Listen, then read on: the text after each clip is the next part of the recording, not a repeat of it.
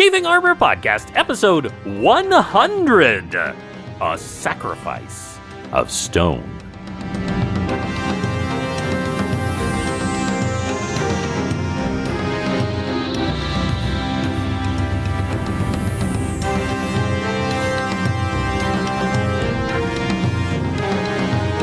Welcome back to the Chafing Armor Podcast. I'm your host, Michael Corley, and with me tonight is Dare. Dare, tell everyone who you'll be playing. Howdy, y'all. I am Dare, and I am playing Tix Birchmanson, the bad babysitter, apparently. You do have the younglings with you. Speaking of first youngling, Athora, or I should say Riley. Riley, tell us who you will be playing. Hi, I'm playing Athora Greyfield, a fighter tiefling, who's seemingly become Elsa recently.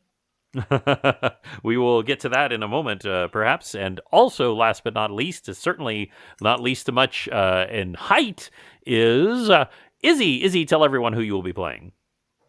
Hello, everyone. My name is Izzy. I'm playing Merezi Mugra, half-orc barbarian, who, with Osokai's death, is now the tallest of the party. Indeed. When we last left, these three were off on a separate adventure as the others went on a diplomatic mission. You were heading to try and find some other information when a strange dream startled you out of the night. A tree nearly crushed you. You discovered that your mysterious charge that you had, Tix, which was a rock elemental, was actually a shape changer who stole away the original one while you were in the astral plane and revealed that the plan was to sacrifice your charge given to you to be cared for by your god, Garl Glitter Gold. Now it is up to all of you to get to this charge before the sacrifice occurs. It is in a place known as North Demisi. None of you have heard of this place. As I have said, this world is very, very old. Civilization, as you know it, is at least 10,000 years old. So there are civilizations, there are settlements, there are ruins everywhere, and many of them have fallen out of knowledge. But given the information you were able to get from the strange creature, the shape-shifting creature, you think you're on the right track and you're heading that way. And that's when the cold begins to bite at all of you. The cold that it feels almost supernatural as it begins to bite into your flesh. You had all intended to buy more warm weather clothing when you were in Zental Keep. But Zental Keep was a place of horrible racists, and you didn't want to stay there one day longer than you had to. And so while all of you have adventuring gear, and you certainly have warm weather gear, you don't have Arctic weather gear. And it is getting brutally cold. So before I say anything else, is there anything anyone would like to try to do to stay warm while you are walking towards North Demisi? Let's see. I have here in my notes that I have something called a magic torchy thing. I believe it's something that Osokai ended up burning off his eyebrows with. That is and correct. I'm gonna say it did it slip out of my possession? I just forgot to mark it? Yes, because it literally exploded.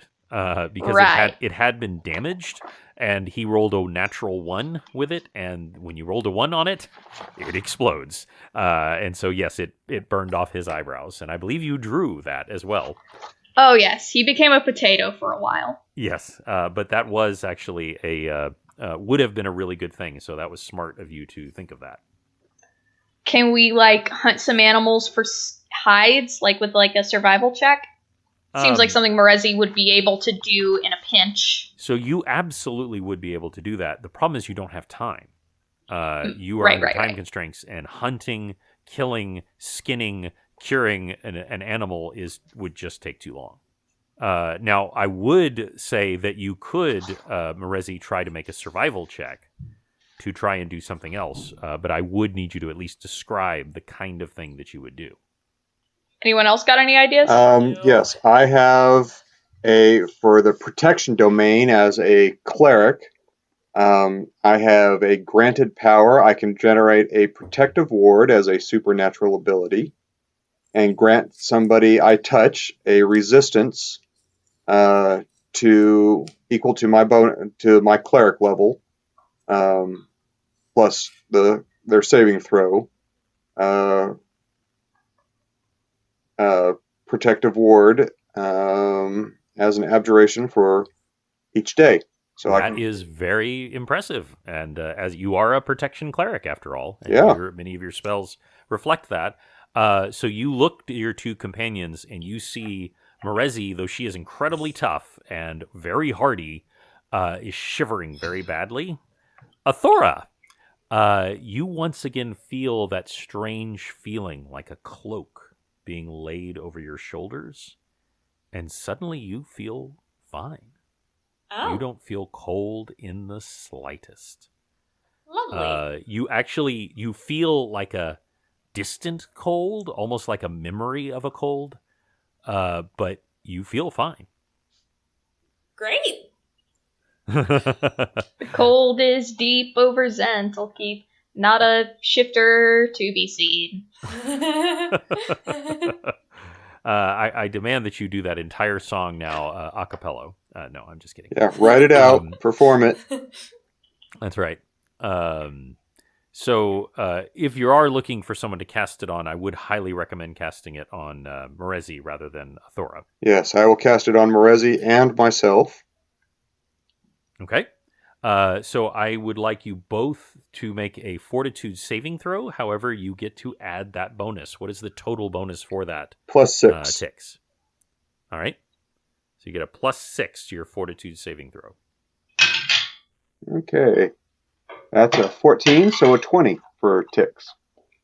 You feel fine. The warmth of your god fills you, and the purpose of what you're doing and the rightness of it fills you with holy fire, and you almost feel your eyes light up with the burning energy of your god. Morezi? 19 for me. Nice. You were actually starting to feel pretty bad, and the scale armor was the parts that aren't the augmented part that strange blacksmith changed when you were in Massgate are actually starting to stick to parts of your skin. But then when he touches you, it's just like a energy flows through your body like walking into a tent that has a fire going. And it just warms your entire body. And for now, all of you are fine. As you are walking through a great pine forest. The snow is coming down so hard, and the trees are sufficiently spaced apart that it is still coming down very hard. It's difficult to see, but you are making your way forward. Athora, in the distance, you can almost make out something. You can see... Well, you're not quite sure how to describe it. You didn't deal with a lot of extreme cold in the village you grew up in, but you certainly heard of blocks of ice. And you've certainly heard of gelatinous cubes that take a cube-like form. Athora, you see in the distance a giant block of ice. And when I say giant, I mean nearly as tall as the trees. Hey, I see something up ahead. It looks like ice. A lot of it. Are we getting someplace colder? Is it? Maybe it's magic? It is. I mean, it is cold, but you cannot feel that it has gotten like noticeably colder. It's already plenty cold, but you can't feel like a supernatural cold or anything like that. So Tix peers on ahead and is going to use his wilderness lore to try and figure out what he's seeing. Okay, let me see that roll. And that is a 16. Okay. So you see the expanse of the forest. You can start to see as the lower kind of rocky areas of the mountains just begins to break through some of the trees, kind of like scrag and big chunks of boulders that may have fallen years and years ago. One thing that you don't see is ice. You don't see the ice that Athora is describing. Thora, I'm not seeing what you're seeing. I'm But seeing it's right rock there. and detritus and other crumbling things. Where are you looking? Straight ahead. Thora? I'm looking straight ahead. Can't you see it? Try a little harder. I know you're short, but please, see it. And as you get closer, it becomes much more defined now. It is just a massive chunk of ice that is just ground into the ground. And the strangest thing is it's murky and it's kind of dirty a little bit, but there is very clearly in the center, the very center, a humanoid figure We inside the found ice. Thor. Oh. Okay. Well, we get up there.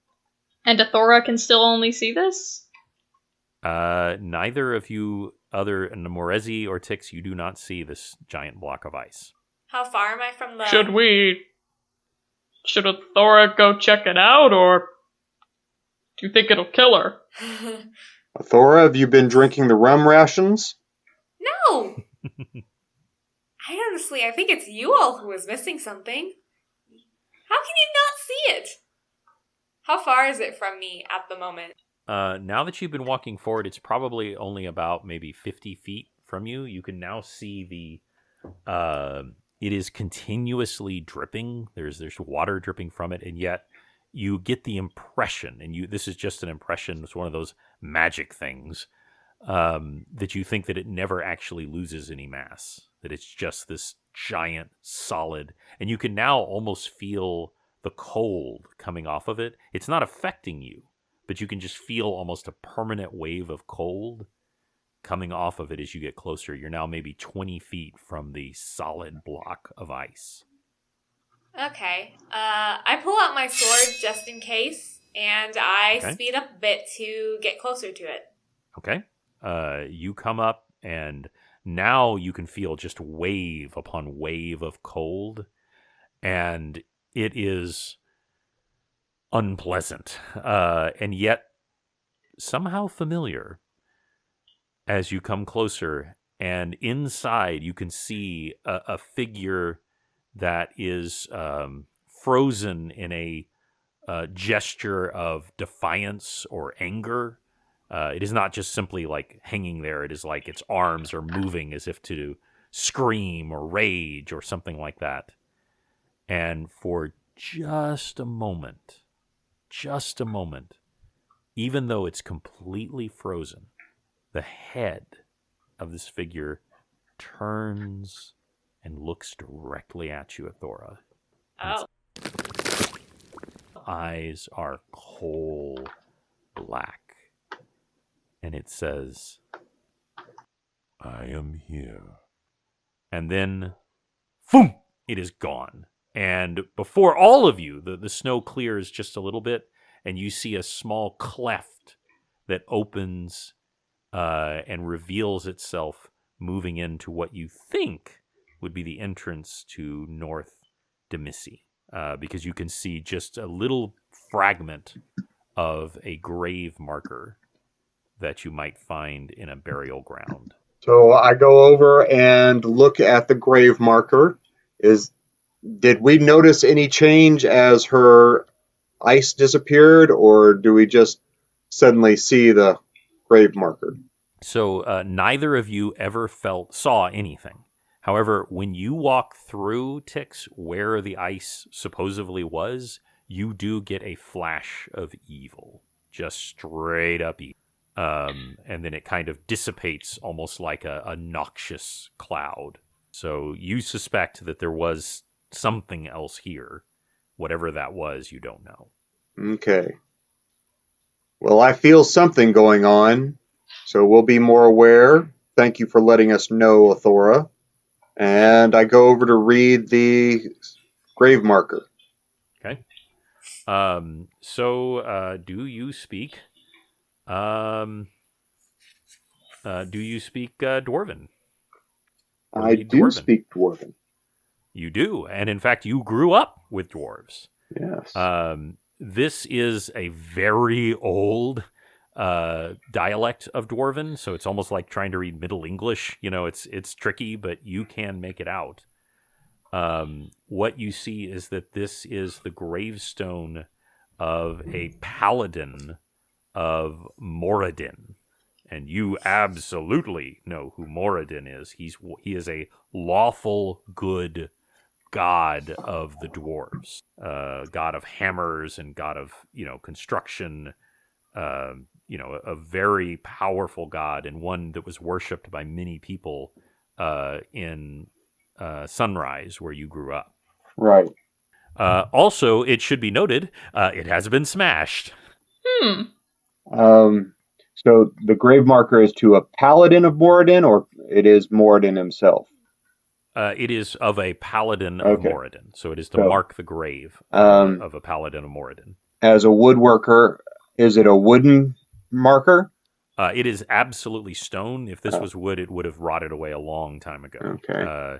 This is he was, you can see by looking at it, they're still called that today, are the Hammers of Moradin, or these paladins, or elite military force, of which some of them were paladins. All right, so I will go ahead and do my best to put the grave marker back together and say a brief prayer to Garl Glittergold to reconsecrate the grave. Okay. If you have a craft skill that's applicable, go ahead and roll that, and then I would also like you to make a divinity roll. Otherwise, it's just a straight dexterity reassembling. Yeah, it's just going to be a straight roll. Okay. So just roll that, and then roll your divinity roll after that. Okay. The first roll is a 14. The divinity roll will be a 27. 27. Okay, so the 14 is just okay. You can't. Well, first of all, you don't have the tools. Also, this was smashed a long time ago and is weathered away. But you do your best to kind of reassemble it and kind of put it back where it belongs and kind of lean it up where kind of it should be. And then you pray to Garl. You know that Garl and Moradin are not like best buddies, but they are not opposed to each other. They are both more or less good. Garl is a little too tricky for Moradin at times, but they are not opposed to each other, and there is a slight warming sensation from all of you that you feel, and you almost feel like the air becomes brighter around you, but then it fades back in, and as it fades, you all detect and feel the presence of evil in this area. And just to give you context, y'all have just left the main part of the forest. There are still some sparse trees here. The low mountains are just starting to rise. There is a cleft that goes into a narrow passageway that would open up into what should be a burial ground, a sacred place to the people of Moradin. But you cannot see that beyond. Spell Moradin for me right quick. Moradin. Just like it sounds. Tix would be very familiar with this god. Okay. Spell it just like it sounds. Yes.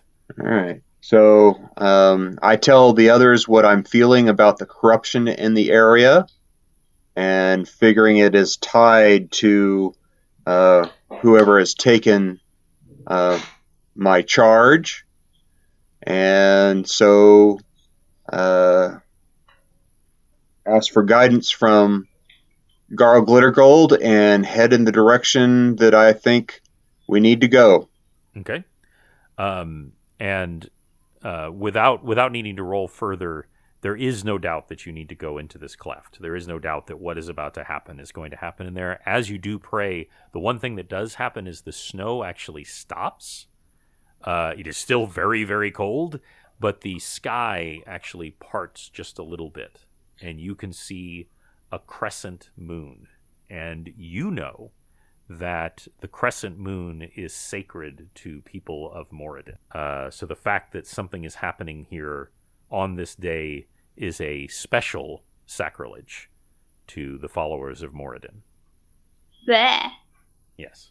Not unlike when the original party came across that temple down below of Loft and found it defiled. And so Tix can put 2 and 2 together and figure out that we're having something similar and probably the same folks. I hope we don't run into our squid-headed friend again.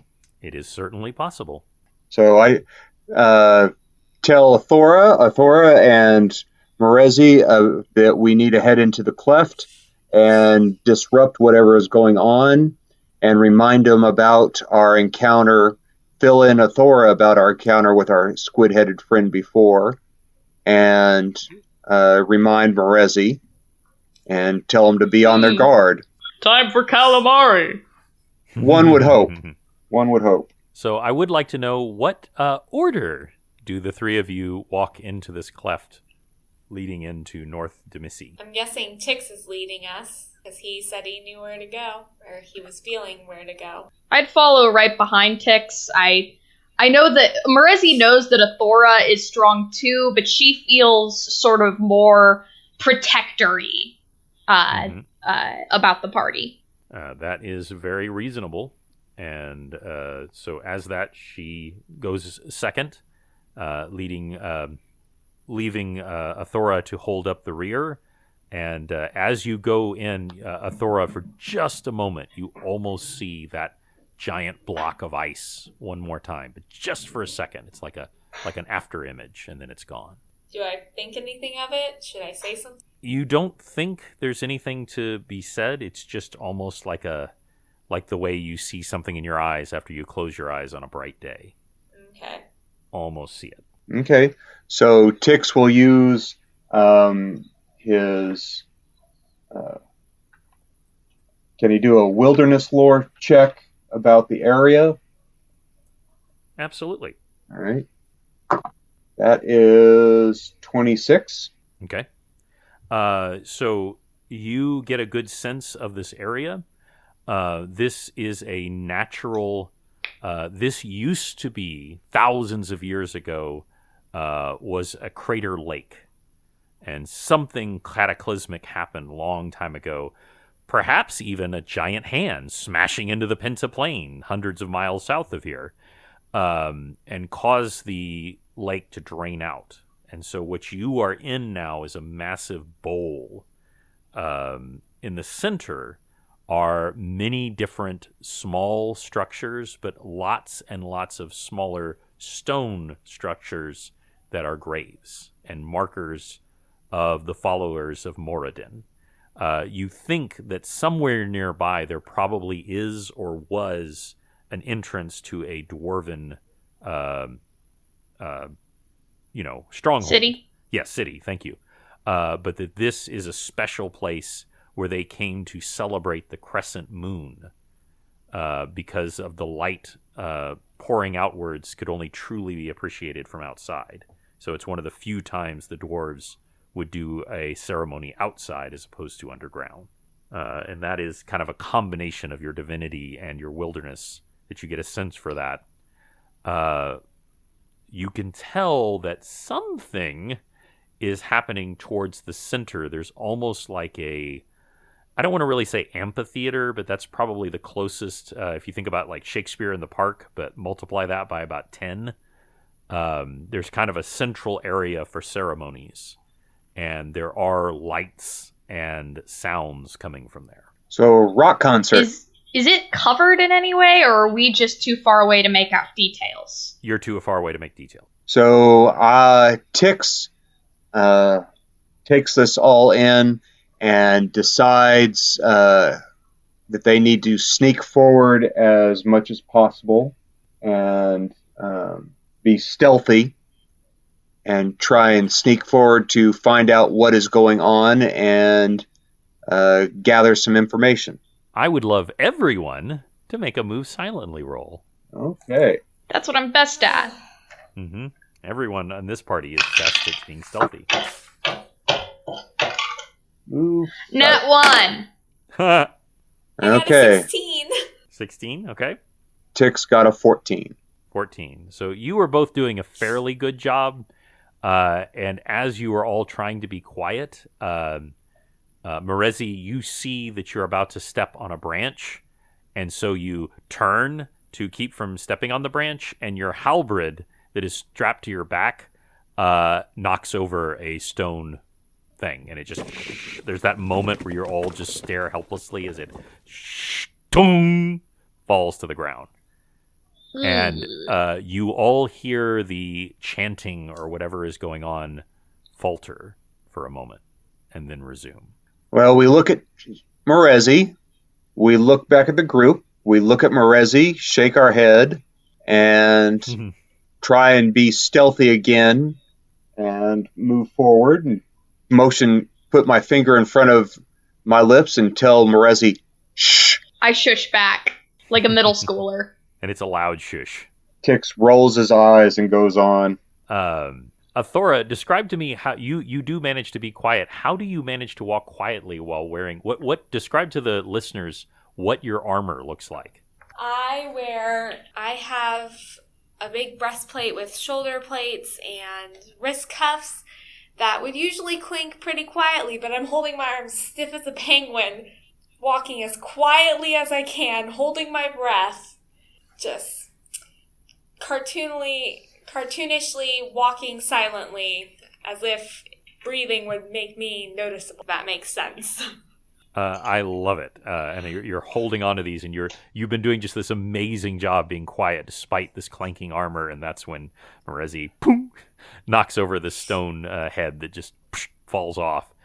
And y'all make your way to the clearing, and there down in the clearing you can see a figure, and it's a tall figure. It's probably maybe 8 feet tall, and it's wrapped in a robe of the darkest night, and its hands under the robe are gesturing up and down below that you can see this rock creature. Now, the funny thing is, of course, you both did see the rock creature before because you saw this other thing disguised as the rock creature, but among the many things it failed to properly mimic is how adorable this thing is. So imagine Olaf from but made of rock. You know, he has these strange like almost snowman like rock features that he has a round body and kind of short stubby little legs and short stubby little things that could be feet. They shouldn't hold together. The magic of this rock elemental hold it together, and every time it moves slightly there's just this very slow, almost beautiful kind of like rock sound. You can also hear noises coming from it, and the noise resonates through you like a deep, peaceful thrum. And neither of you have heard Terran spoke before, the native language of the Earth plane. But Tix, you can understand it, and you can hear it saying, "Please let me go. I'm ever so hungry. Please let me go." And it is the voice that you've been hearing for a while now. It is the voice of a child. And it's huge, just almost taking up the entire part of the rocky, round top are these eyes that look like twin emeralds. And as they move, they actually move on the head as they slide around, and you hear this very, very slight, as the eyes move on the head, as it looks around.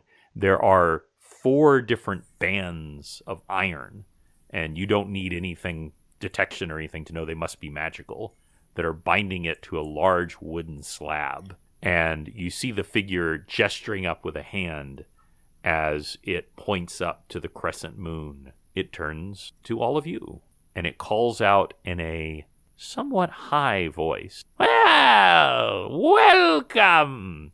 I would hate for you to miss out on the ceremony." Well, Does it a voice we recognize? Like a hag-like voice? That is a very good guess, but it is not the hag's voice, which you would definitely recognize. That is a much, while it is high-ish, it is rough and dark, the hag's voice, and this is more almost shrill, higher pitched. It is male, but you do not recognize it. And Cool. it then says, "Before you do anything annoyingly heroic, know that if you attack me, this creature will die in fire. I've brought some friends that pass through rock as easily as you pass through air, and they will riddle him with holes if you attempt to harm me." well, given that our presence is known, Tix will go down, start walking towards them with Destiny Seeker drawn. How many are there? How many people are here? You don't see anyone else except this figure. There's no group of robed figures surrounding him. You only see this slender 8-foot tall figure. So they're definitely in the rocks right now. Seems We likely. should definitely watch where we step for the crumbly rumblies. Okay. As Tix goes forward, he whispers over to Morezi. Morezi, I suggest you leave the halberd and use the shovel. Yes, I agree. Now, let us discuss terms. I am happy to hear the terms of your surrender. And it laughs, and laughs. It goes, "The master told me that you might be amusing, but I did not quite believe it. Oh, this is too rich. Tell me, how does that sword suit you? You know, it came from one of my predecessors." Destiny Seeker is seeking a special I'm destiny. sorry, axe. Yes. Your predecessor lost his head, as many of your cohorts have lost their heads to both Destiny Seeker and my companion. Make an intimidate check. All right, I love intimidate checks. Ooh, natural 20 plus intimidation of 6, so 26. At this time, Morezi and Athora, is there anything that you would like to do or try to do? I'd like to close the distance between me and the little dude. I'm not doing it in a threatening way, but I am moving closer. Okay. I'm gonna And Athora? I'm gonna move closer as well and get ready to grab my sword if needed or when needed. Okay. And as you are grabbing towards your sword, you actually feel a pulse in your hand, and you know instinctively that you can also cast that ray of frost like you did to the magma bears earlier. Oh. You just know that you can as a bonus action. That's exciting. Just FYI. Tix, when you try to intimidate, what was your total roll? 26. Okay, so again, natural 20s do not technically only apply for combat. Right. However, my homebrew is that if you roll a natural 20 on a skill check or a reflex, it does mean something special happens.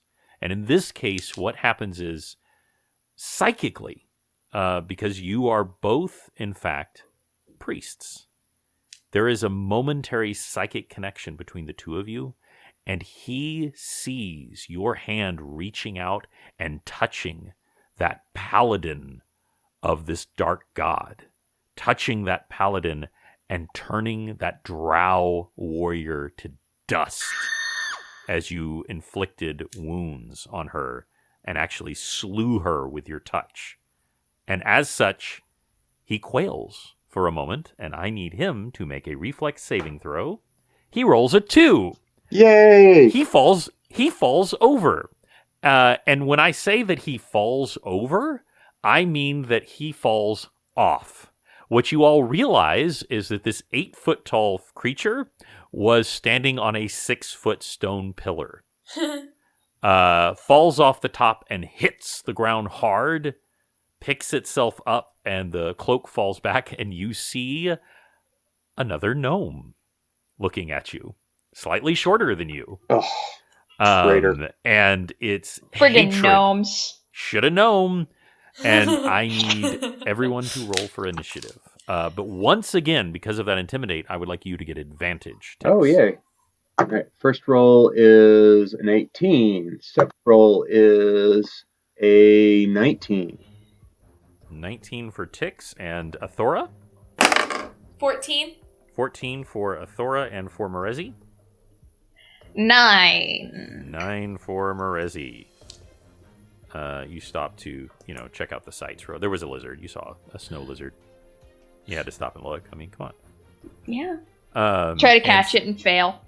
So you actually got a 19 Tix. Yes. But this, unimaginably, he rolled an 18, and with his bonus, that gives him a 20. So he actually will go first.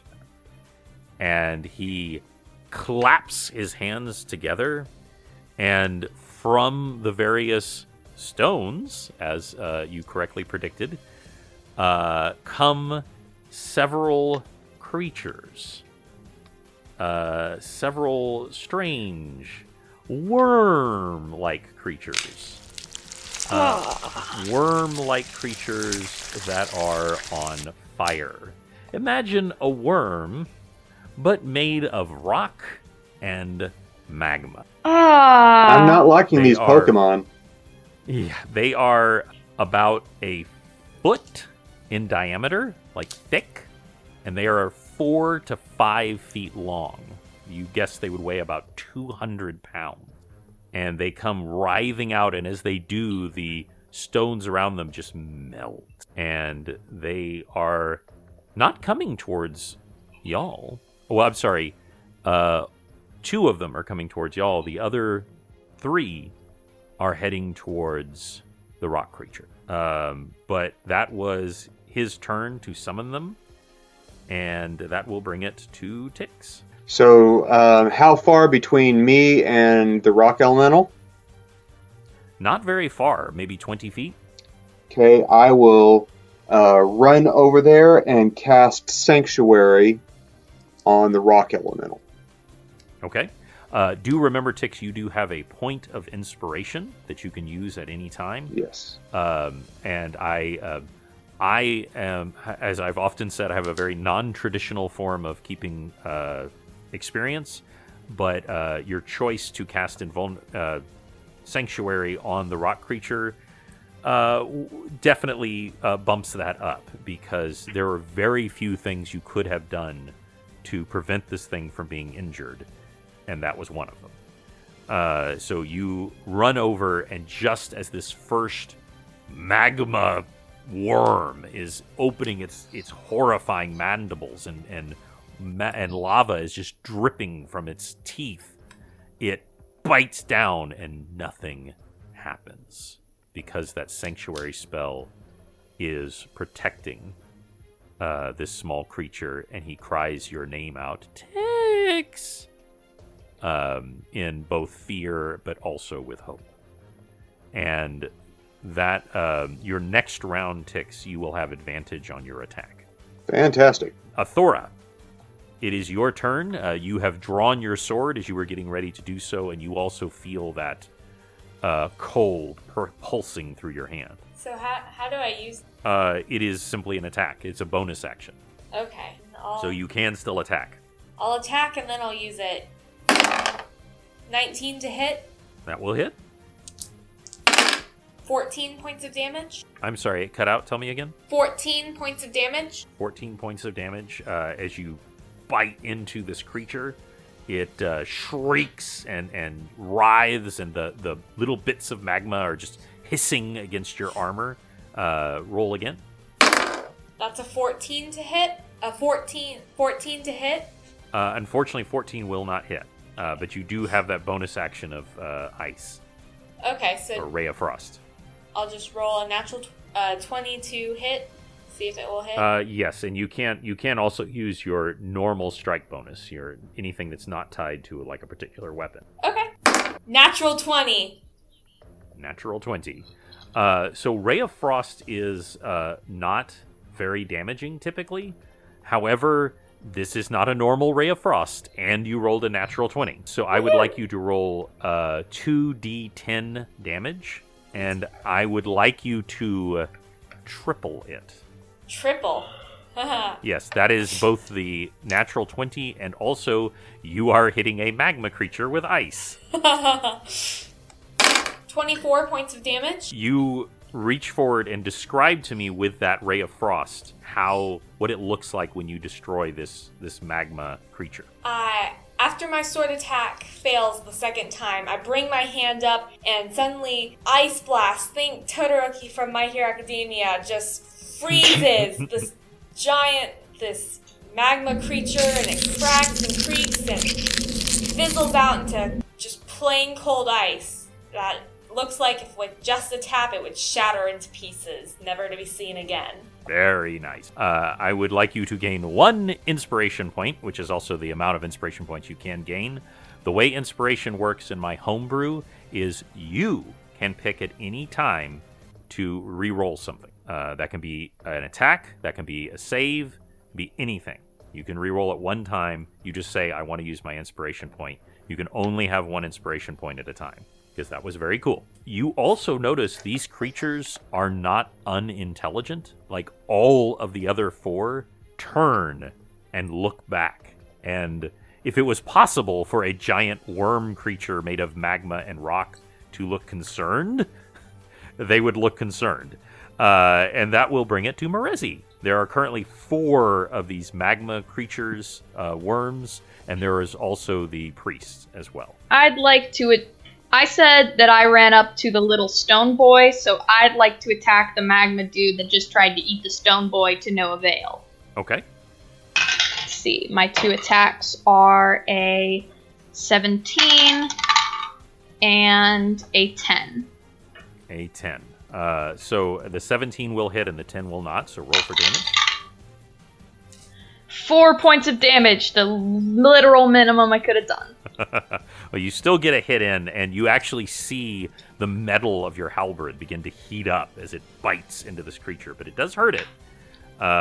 This is a pitched battle, and that will come back to the priest, and he is facing off with you, Tix. All right. Step up. And he is reaching out to grab you. And he rolls a 13. Will that hit? No, that will not. Okay. And you see the blackness skate along his fingertips as he tries to grab you to no avail. And that will bring it to Tix. Your turn. All right. So Tix, as my counterpart, Gnome Evil Tix, is reaching forward. Tix will take Destiny Seeker and swing away, and he has advantage, right? So yes, on this strike. All right. First roll is a 20, and second roll is a 6. So Destiny Seeker, I am whispering to Destiny Seeker to seek blood and vengeance, and so we will roll. That is 7 plus 6 plus 8. So that is 22. So that is 72 points of damage. Guess what? He had 50 points of hit points. So, Tix, describe to me what it looks like when you slay this evil priest with Destiny Seeker. As Tix casts Sanctuary over his charge, and Marezi and Athora deal with the worms, Tix then spins around in time to see his evil counterpart coming forward and reaching out. So Tix whips Destiny Seeker backhanded across his body, slicing through the evil gnome's elbow and then down across his chest in a diagonal arc, letting out his guts and ending his life quickly with hopefully a look of shock on crossing the evil gnome's face. And he screams out and he says, "My lord, protect!" And he gurgles as he dies. You actually see, you think maybe you'd seen this before, but you actually see the blood soak into Destiny Seeker. It literally drinks its blood as you command it, which is interesting. But you absolutely just slay, and you feel the power of your god coursing through you as you just cut down this guy. It's very satisfying. Oh my goodness! It's a movie finishing move. It's a Mortal Kombat finishing move level knockout, and that will bring it to Athora. Athora, there are still 4 of these things. They have now realized that they cannot damage the rock creature, and they are turning back towards all of you. One of them is trying to sneak up on Tix, who is occupied with finishing this dark cleric. Then I will go to attack the one sneaking up on Tix. Indeed, go for it.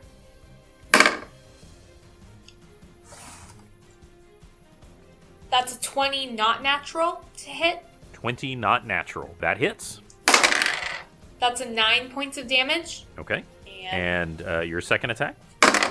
14 to hit. That will not hit, unfortunately. It is literally made of rock and magma, so hitting it is a bit of a challenge. But you still had managed to strike that first time as you injured it, and you, more importantly, got it to turn away from sneaking up on Tix. You wouldn't think they would be sneaky, but they move relatively silently as they hiss across the ground. Of course, a creature who can literally move through stone as if it was air, might be more stealthy than you suspect. But that will bring it to Marezi. Gonna keep attacking that first worm. 20, not natural. That will hit. And 12, only the 20 hits, so that is 9 points of damage.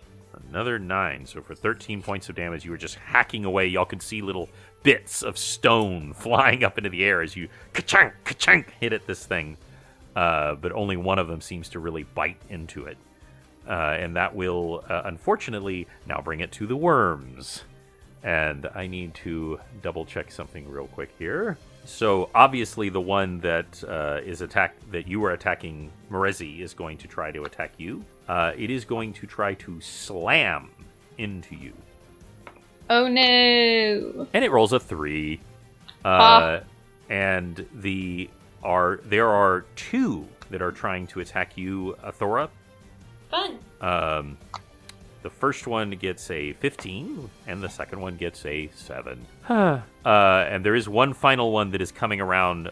As it comes to, quote-unquote, avenge its master, it actually partially destroys the head of the cleric as its body moves by. And just like, you just see the head just burn up into nothing. That's a pleasant mental image. Well, they're horrifying creatures, and it rolls an 11, so even with its bonus. Wow, that was all very pathetic. And that will bring it back to you, Tix, since that Dark Cleric, he be dead. All right. So, Tix will cast... We'll try Dispel Magic and see if these are summoned creatures. So, what effect does Dispel Magic have on a summoned creature? Hopefully, if it had already died, the summoning magic would have gone away if that had happened. Cancel spells and all magical effects, so gonna try and see if it unsummons them. Okay, go for it. So here's the thing: Dispel Magic, is that a touch spell? no, it's an area effect. Ah. An area effect. Okay.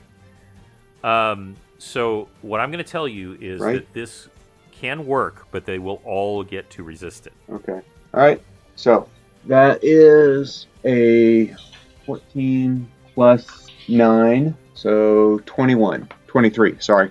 I can do the math. Unfortunately, the one who was the most damaged failed, and the one that you've been hacking away at, Morezi, is coming. Like leaping, trying to slam at you, and it just just disappears, and like little bits I of wanted to do that. little bits of ash and stuff hit you in the face as it just as it goes where you would have been. The other three fight off the effects, and you see like kind of like little sparks, and you actually, around you, all of you get this incredible sense of rock and stone and fire, and you sense both the earth plane and you also sense the fire plane, because these creatures are creatures of both. And so you're not quite sure which one they're being dispelled to. But one of them does vanish because of your action. So that was good. That was a good use of the spell.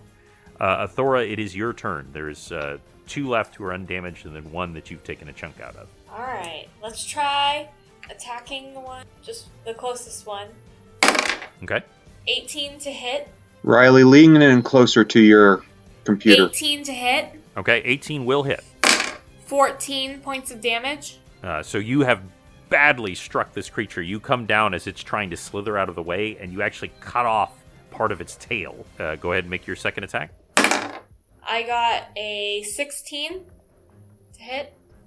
That will hit. So roll for damage. 9 to hit, or 9 points of damage.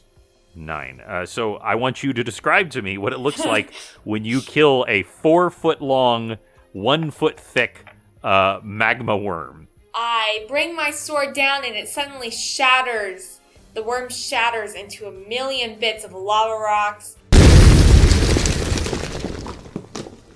And it cools. And it just... little lava rocks, almost like pieces of ashes, just fall to the ground. And that will bring it to Morezi. There are 2 undamaged ones. Time for worm. I'm gonna go 1 hit at 1 each. Interesting. Go for it. Nat 1. So let's Roll me roll that that percentage percentage. dice before we do anything else.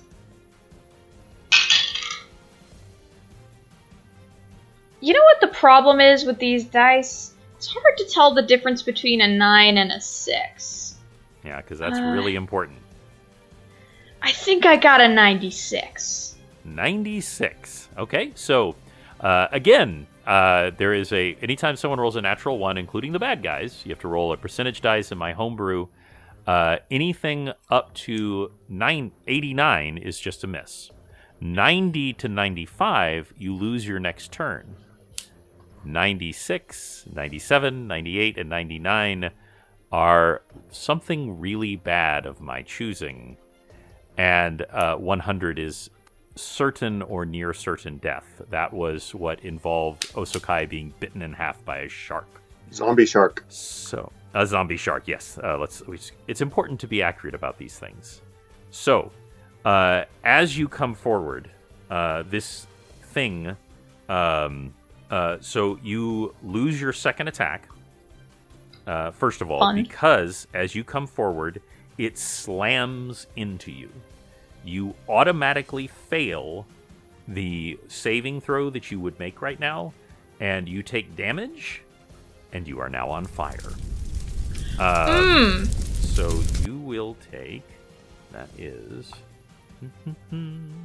So you will take 5 points of physical damage from the slam, and then you will take 8 points of fire damage, and you are now on fire. And Stop, drop, and roll! Oh god! And you automatically take 3 more damage. So you have already taken that, and you can try to put yourself out at your next turn, but you will first take 2d6 more damage. And so you all see Morezi as the leather and cloth parts of her armor and her, of course, skin catch on fire because these creatures are made of magma. So it is going to raise up and try to slam down into you, and it gets a 18. Will that hit? Does the tie go to the runner or the defender? To the defender in our game.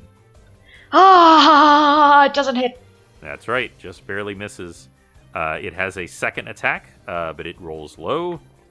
And they are both attacking you because you attacked both of them. Isn't that fun? One of it does get a 22, which will hit, but it does roll a 5 for its second attack. So it will slam into you. This time, I do need you to make a reflex saving throw, and you need to get over 12. Wait, what am I saying? You're already on fire. You can't be more on fire. It doesn't work that way. Okay, thank God, because I rolled a natural 1. Okay, yeah. There's no. You can't be more on fire. You're just on fire. So you've taken 6, 7, 8, 9, 10. So actually, not as nearly as bad as it could be. You take 10 points of damage, about half of that from fire, and you actually don't take the extra fire damage yet until it's your turn, where you will get a chance to save versus that. But now that brings it back to Tix. You notice that Merezi is on fire, and you notice that there are 2 of these bad boys left. Okay, Tix is going to attack the closest worm, and Tix is going to swing away with Destiny Seeker. Okay. By the way, Merezi, I want to let you know something about how you talked about being protective. Even though this all happened and it really sucks, these 2 had a plan to do something specific to that rock creature that did not evolve attacking it directly. But because you rolled so poorly, they decided to go after you. So I want you to at least take solace. These are intelligent creatures. Not super intelligent, but they are intelligent creatures. And they had a plan that they were going to do, and they decided to attack you instead because they saw, an opportunity. So my 47 missing hit points. Enjoy that fact. I'm sorry, Tix. What did you roll? Tix is rolling a. Let's see. That is a 21. Not natural. That will hit. Yeah. Okay. And so that is 9 points of damage. Okay. As you slice into them, and you notice that unlike both Athora and Merezi's halberd and sword, Destiny Seeker does not heat up at all because it is a magic sword and it is resistant to such mundaneries. Nice. And that will bring it to Athora. Alright. Let's try hitting one of the worms again. That's 12 to hit on the first attack. That will not hit. That's a 10 to hit on the second attack. So it's not. It's important to remember that in D&D that not hitting doesn't mean you don't hit. It means you don't damage. These things are made of rock and magma. You are going chink, chink, and like hitting this giant rock creature, and you're just not piercing through because they're really, really hard to hit. And that will bring it to you, Merezi. Yeah, I'd really love to do a reflex saving throw to try and not die. Okay. What is it? Reflex, right? You need to get over 12. You are going to take damage regardless, but this is to put yourself out. Oh, sweet baby, 19. Okay, so you will take another 7 points of damage as you burn for a little longer, but you manage to put yourself out, and you can now attack. Yeah, I suppose I will. I apologize. I lost my next turn. Well, it's not that you lose your next turn; it's that it is actually a full round action to put out the flame. So that's fine. That's fine. You are now out, but you are now out of fire, no longer on fire. And is the worm's turn? One is going to attack Tix, and one is going to attack Athora. Fun. Tix, it rolls a 22. That will hit. Yes, as it does 6 points of slam damage. Okay. And then it does 5 points of fire damage. Okay. And I need you to make a reflex saving throw. You need to get 12 or better. That is a 10. 10 is more than 12, right? I'm sure pretty it sure is. it is. You have taken an additional 4 points of fire damage as you literally catch fire as this thing slams into you and you feel part of your studded leather armor begin to burn along with your shoulder. As you take that damage and you are now on fire, you may use your next full round to put yourself out if you so choose. Oh yes, I'll be choosing that. And that will bring it to Athora. Awesome. Let's try again. Different D20 this time. Gotta switch those around. 16 to hit. That will hit. Awesome. 17 points of damage. 17 points of damage. So you have badly damaged this creature. You drive your sword straight into it, and there is no internal organs. It is literally a creature of fire and rock, but you still hit something, and it screams and writhes and lashes back, and it is very badly injured. And it is your second attack. Fear the Elsa. 22 point to hit. That will hit. So your sword is currently plunged into this creature. Describe to me how you dispatch it. I stab my sword in, and I turn it just right, and all the rocks just burst apart, and the magma dies out, and all that's left is the hardened crust of the worm. Okay.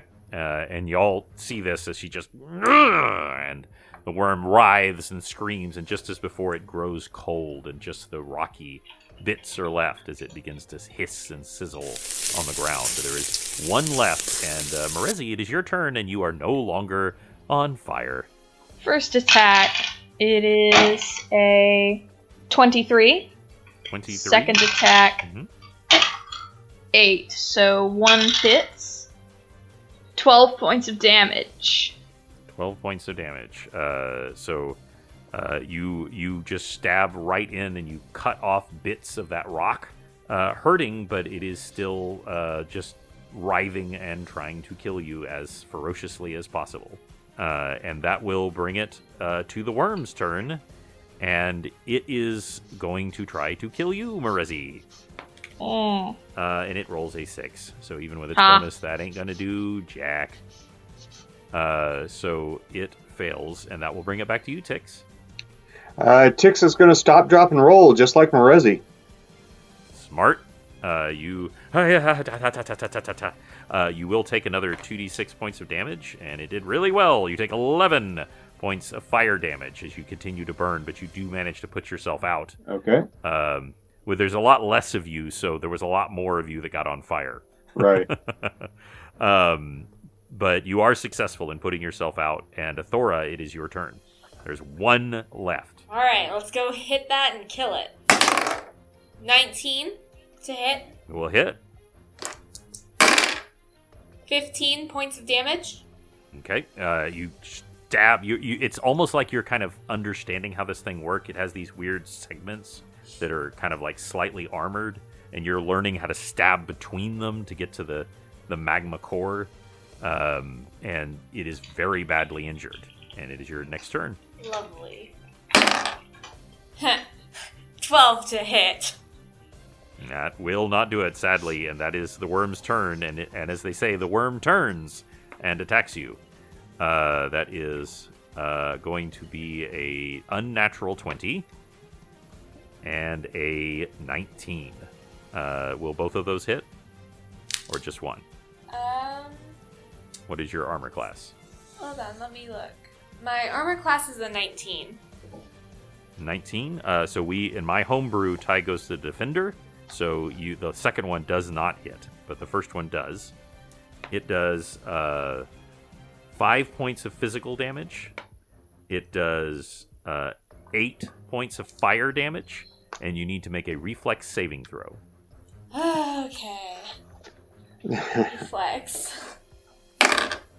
Oh, okay. That is a 24. You successfully don't catch on fire this time. Awesome. As you move away from it. How are you doing on health, by the way? I'm at 58. Okay, so you are of course a very powerful fighter. But I just wanted to check. Marezi, it is your turn. Trying to kill a worm. 16 and not natural 20. Okay, they will So both hit. that's So roll both of the damage to let us know how much damage it is, and then tell us how you destroy this creature. 16 points of damage. How much overkill is that? 16. That is about 9 points overkill. Marezi is in possibly the worst shape in a very long time. She's basically she's been set on fire and has like an ounce of blood left. But when that blood trickles down from her face into her mouth, she tastes blood and goes into a bit of a rage. And she just brutally drives the halberd through the worm. And it sort of hits its core, and the worm crumbles into ash. And perhaps there's some magic from that armband you have that protects the wooden part of your thing, because in your rage, you're not even thinking about this, that you drive it deep into the thing. It should set your wood on fire, but somehow it doesn't. And the thing writhes and screams, and like you said, just actually turns into ash as it dies. And combat over. Da, da, da, da, da, da. What would y'all like to do? Tix is going to heal himself and Marezi. Okay. Oh, thank God! And after we do a little bit of healing, I'm going to go pick up my charge and give him the small gems that I have collected for his food, and put him safely in my backpack and tell him that he's okay. And then I'm going to check over my evil counterpart and see what this was about. Okay. So on your first of all, your charge is so excited to see you. He says, "Thank you, thank you. I was so scared. I didn't know where you were. I didn't know where my safe place was, and they were laughing and they were mean to me, and they would not give me anything to eat. I was so hungry." And it gladly crawls back into your backpack, and you both, Athora and Marezi, get a brief moment of his backpack being impossibly larger on the inside, and this cozy, almost cave-like place for this rock elemental to snuggle up into, and there are little bits of gems and coins there that it can eat. It's bigger on the inside. It is bigger on the inside. Tix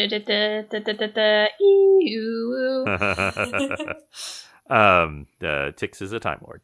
And as far as I would like you to make a, yes, there's no investigate in 3.5. So yes, but give me a spot check. Okay.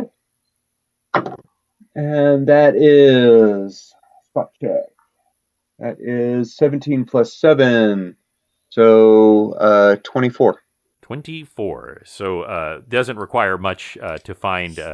There's obviously nothing to find on its head, which was burned into ash as one of the things sat on it for a second. But on his body, you do find vestments, but the vestments themselves are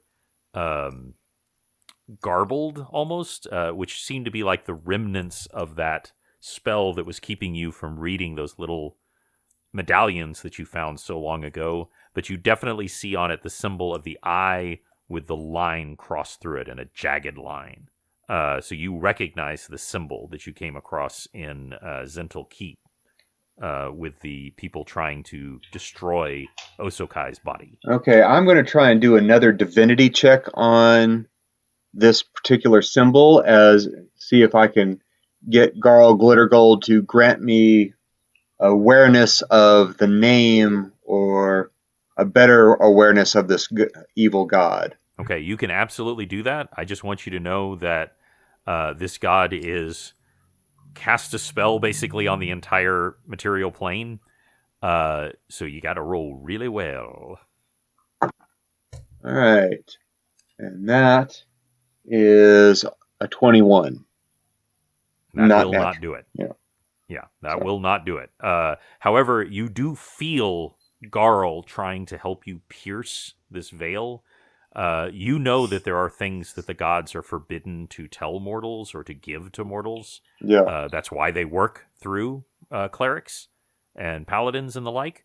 But this, Garl cannot do. Whatever is happening with this other god that is somehow connected to the death of Set, you cannot pierce it.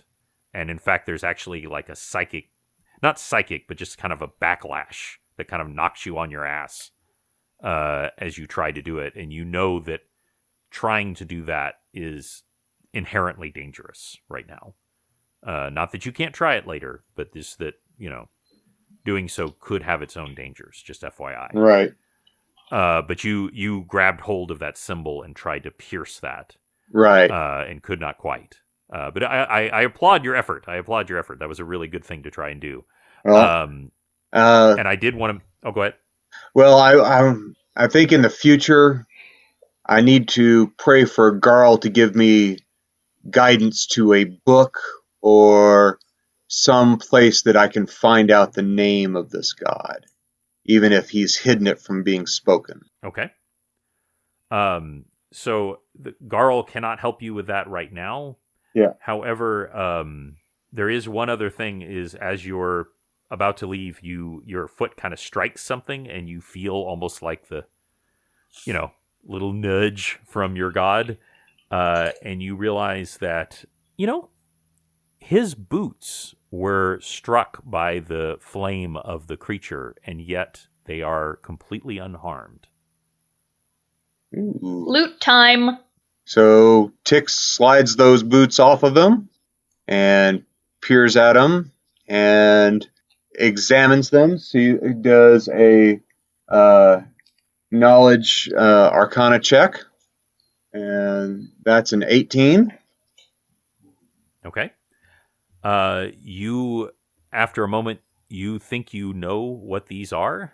As you kind of look around for a little evidence, there is obviously like light snowfall all around. But the one thing that you don't see, even though, of course, there was a massive battle here and there was flame monsters and everything, there is not a single footprint from this priest. And would you like to put on these boots? Sure. Why not risk it?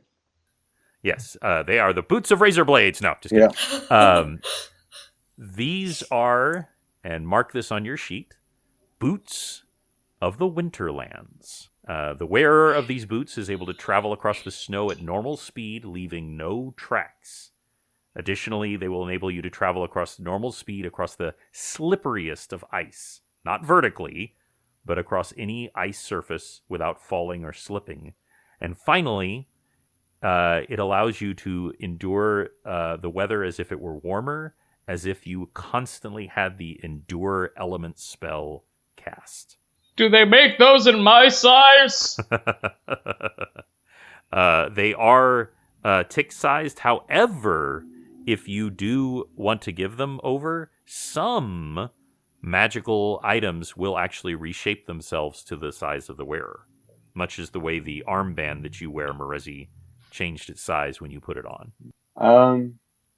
Yeah, I can give them over to Merezi, and I have my ward that I can cast to keep me warm. So I'll give her the boots of the Winterlands. Okay, so mark that on your sheet, Merezi. And as you try to put them on, it's almost comical. It's like trying to put a baby sock on your foot and like it's only going to go on your toe and you feel kind of stupid, but Tix encourages you, and as you do, it grows and grows and grows, and they are soft, supple leather boots, but with a little bit of fur trim on the top and some runes written across them. And Uggs. yeah, exactly.